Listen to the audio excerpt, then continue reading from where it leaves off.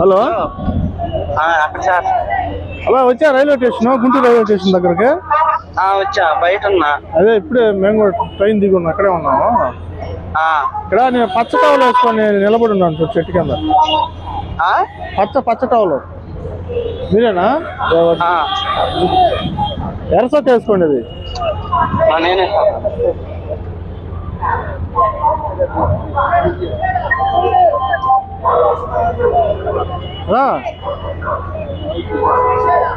ఏంటి విషయం? ఏం బాగాలేదు పాపకి? సీరియస్ ఎన్ని రోజులు అయింది ఇక్కడ చేర్చి? 3 రోజులు అవుతుందా? ఏంటి అక్కడ మీరు పనిచేసే అక్కడ సమస్య అని చెప్పి ఫోన్ చేసావు కదా, ఏంది విషయం? ఏంది అక్కడ ఏంటంటే మేము ఎక్కడన్నా ఎవరన్నా చచ్చిపోయి ఇక్కడ పంపించట్లేదు. ఏదన్నా పనికి అభ్యర్థన ఏదన్నా చెందినా కానీ బెదిరించి ఆవారం చేస్తుంటారు. మేము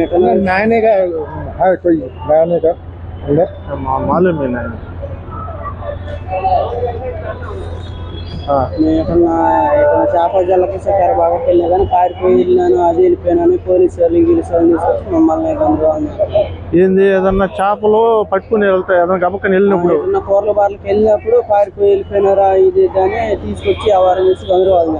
ఎవరిని పెట్టి బెదిరిస్తున్నాడు? పోలీసు వాళ్ళన్నా లేకపోతే రైతు అంటారు, ఆయన తీసుకొచ్చి సాయంత్రం అన్న వ్యవహారం చేసి కాళ్ళు ఎరగొట్టేయాలి, అది చేయాలని గందరగోళం చేస్తున్నాడు. ఎవరైనా మిమ్మల్ని భయపెట్టేది? ఆయన సైదా అని ఆయన అడ్రోడ్ పోలీసు వాళ్ళని తీసుకొచ్చి వాళ్ళు వ్యవహారం చేస్తాను. అడ్డరోడ్డు పోలీస్ స్టేషన్ పేరు తెలుసా? అడ్డరోడ్డు అంటారు. ఆ ఊరు అడ్డరోడ్డు ఉండేది ఊరు అదే అడ్రోడ్డే అంటారు. ఊరు ఇప్పుడు మీరు పనిచేసేది ఎక్కడ? ఏ ఊరు? పాత మామూలు. మండలం ఏమన్నా ఐడియా ఉందా?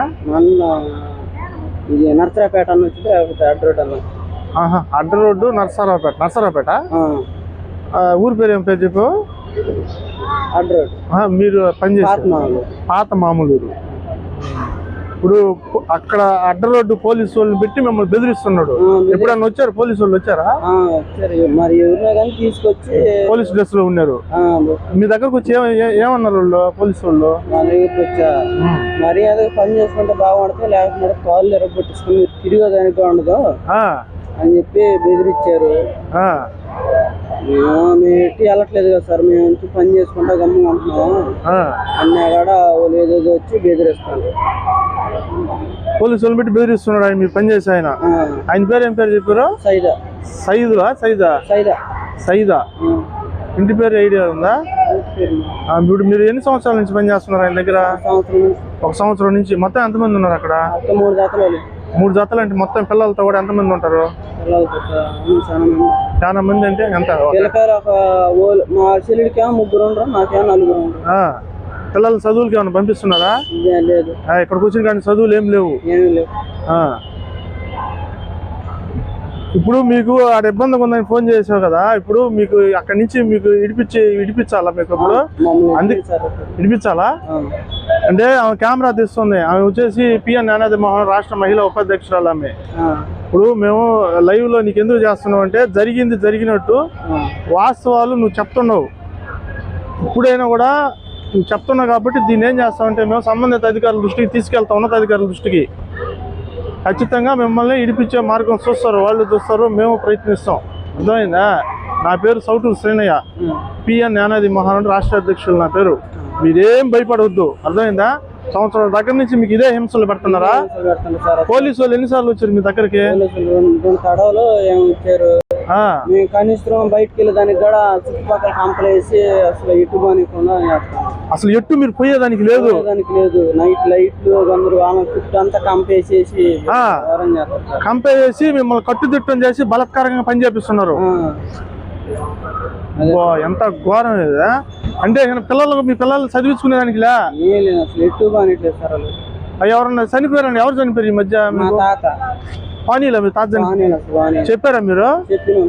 ఏమన్నాడు ఆయన?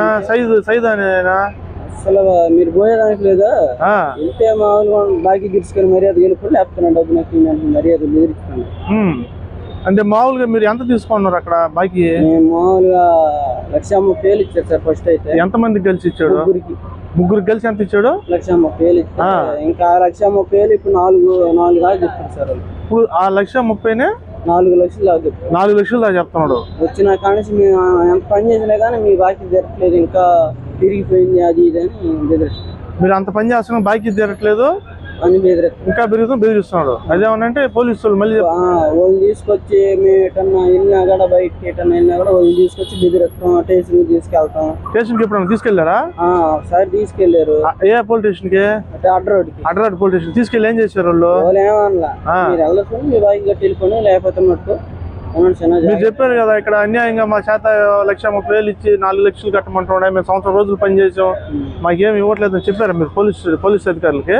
అంతకుముందు బాగానే ఈ మధ్య కదా ఇట్లా చేస్తుంది. సరే ఇప్పుడు పాపకి ఏం బాగలేదు ముందు అర్జెంట్ గా?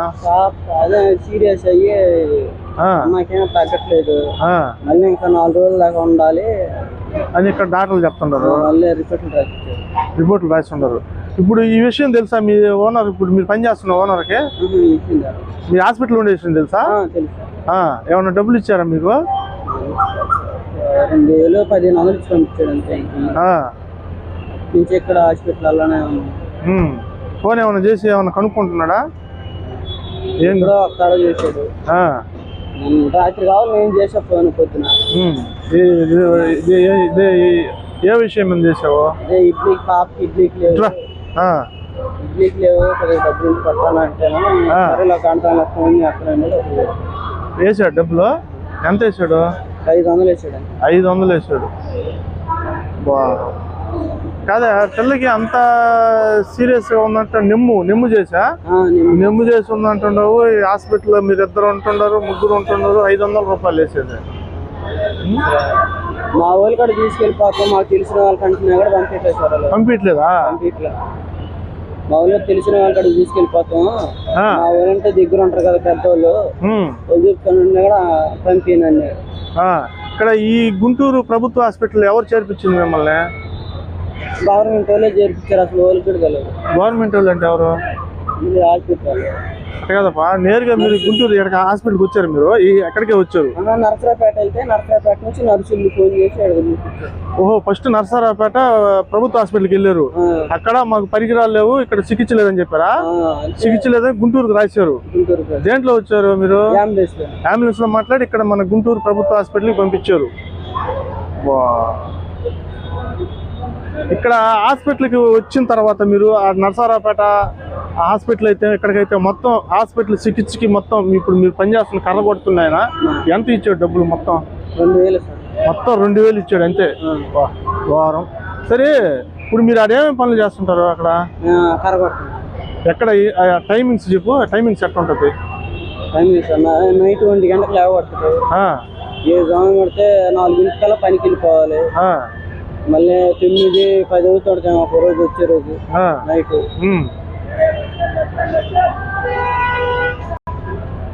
టయానికి ఫుడ్ అన్న ఉంటుందా?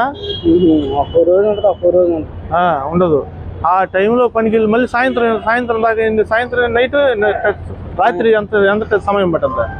9 కానీ 10 కానీ.